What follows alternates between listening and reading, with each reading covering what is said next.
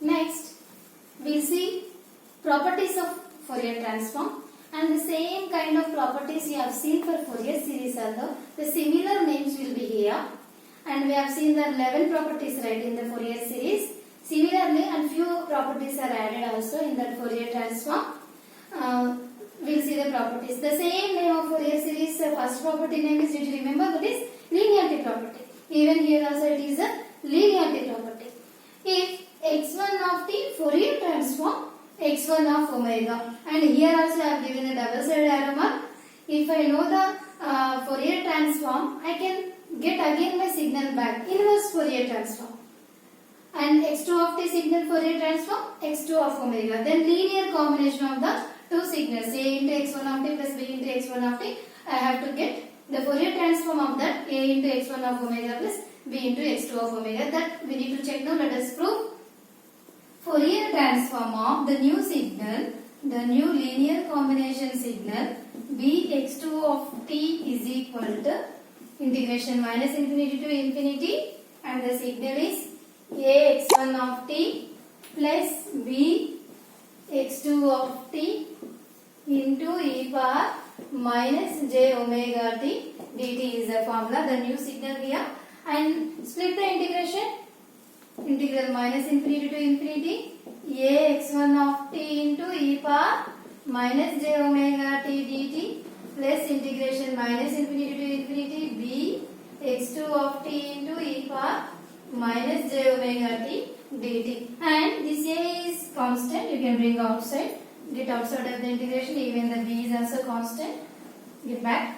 Then this one will become what? Integration minus infinity x1 of t e power minus j omega t is the Fourier transform, which is x1 of omega. And the next one is b, and another bracket is what? And this one is x2 of omega is a linear combination. And the next property is time shifting property. Even in the Fourier series also the second property name is time shifting property only. If the original signal is shifted, what the changes in the Fourier transform? X of t minus t naught is the right shift, and x of t plus t naught is the left shift. And what will be this Fourier transform? We will observe now. Fourier transform of x of t minus t naught. The signal is now x of t minus t naught. Let t minus t naught is equal to some variable p. T naught is a constant. Then dt is equal to dp. And I am not changing my upper limit and lower limit because that is from minus infinity to infinity. Even the changes also minus infinity to infinity. That is minus infinity to infinity x of p e power minus j omega, and t is equal to p plus t naught, and dt will become dp. E power minus j omega t naught from here will come outside. Integral minus infinity to infinity x of p into e power minus j omega p dp. And this one is also looks like which formula? Fourier transform only, but with other variable. It's okay. With other variable also you can give. Variable is your wish. Then the formula is x of omega is the time shifting property. And the next property is frequency shifting property. In the frequency domain, your frequency is going to be shifted. That we have to observe for which signal it is.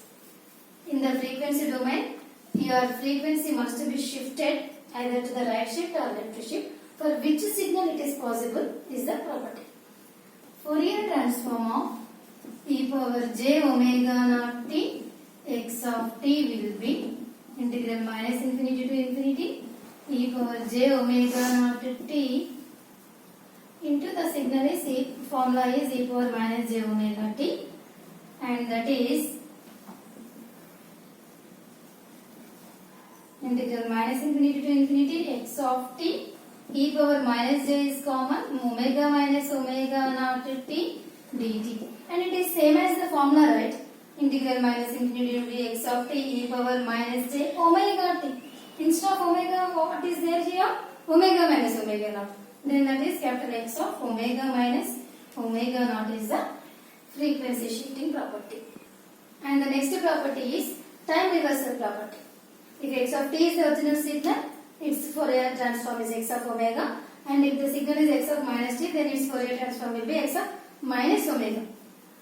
Fourier transform of x of minus t, and let minus t is equal to p, and then minus dt is equal to dp, that is dt is equal to minus dp, and even the lower limit and upper limits will not affect because and the term is infinity.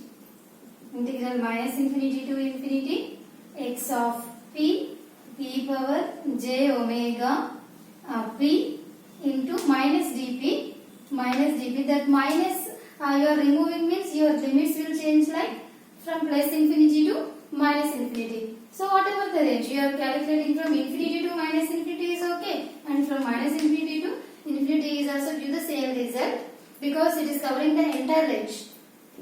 That I can take integral minus infinity to infinity x of p into e power minus j minus of p dp, and now compare with the formula x of t into e power minus j omega t.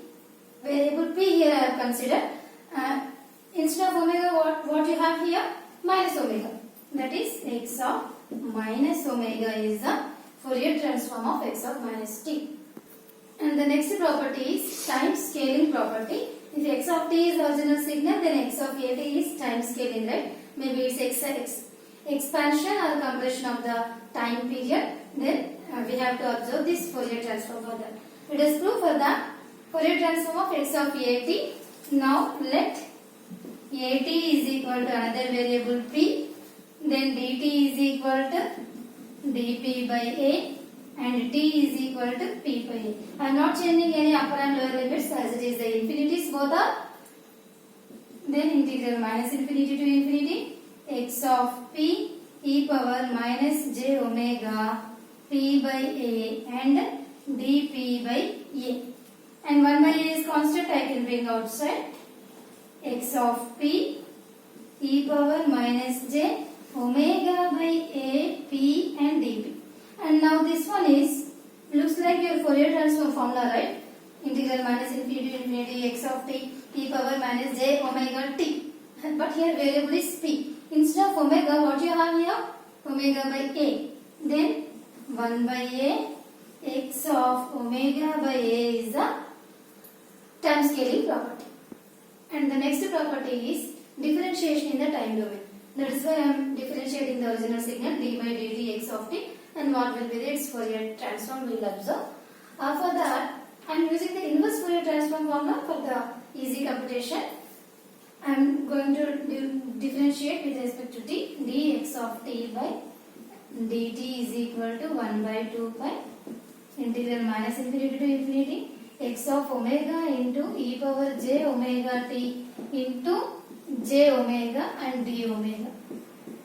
Okay, then j omega I can bring outside, and the remaining term is 1 by 2 pi integral minus infinity to infinity x of omega e power j omega t d omega. This is nothing but which term again? Inverse Fourier transform term. That I can write as ft inverse of x of omega. Yes or no?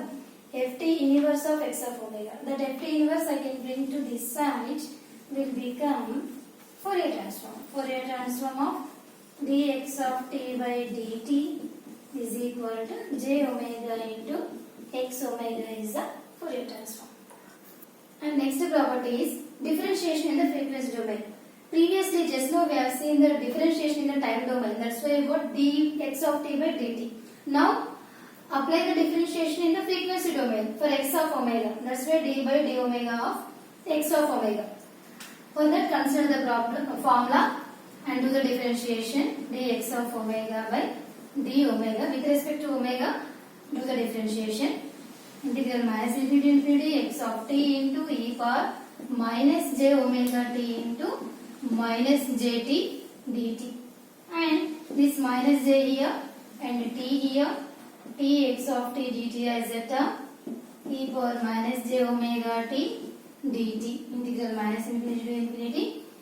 And now I want to bring this minus j d by dx of omega by dt this side, and this side that will become minus 1 by j dx of omega by d omega integration of minus infinity to infinity t x of t into e power minus j omega t dt, and minus 1 by j, how can we write? Into j by j, j square minus 1 minus minus, that is j dx of omega by d omega is of whom? T x of t into e power minus j omega t dt. The x of t Segner's Fourier transform is x of omega. Similarly, t into x of t Fourier transform will be j into dx of omega by d omega. And the next property is time integration property. You have to integrate the original signal. For that, I have taken the inverse Fourier transform formula and replace t by tau and do the integration minus infinity to t for the above equation.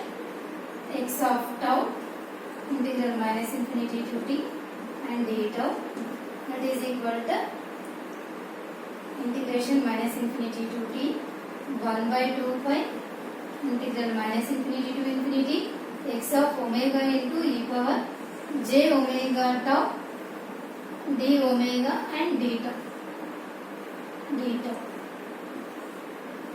Now change the order of integrations, both integrations.